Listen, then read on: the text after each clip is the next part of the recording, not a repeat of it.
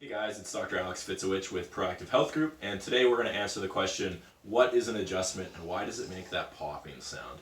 So inside your joints that potentially aren't moving because of an injury, because of the way that you sleep or work or any of your activities, is the two sides of your joints don't move very well, right? They should slide nicely past each other, and a lot of times they don't. And so what do? As chiropractors, we take that joint into an end range, and then we put a little thrust into it, and all that little thrust does is open up the joint again. So it moves properly, so you're not as sore and stiff. So what is that little pop that happens sometimes with adjusting?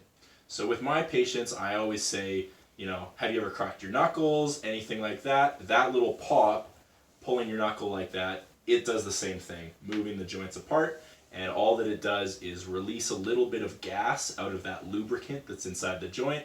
That little gas bubble makes the popping sound, and then after about 20 minutes it goes back into solution and it's the same as it was before. So that's just a little bit on adjusting and what the popping noise is in an adjustment. Thanks guys.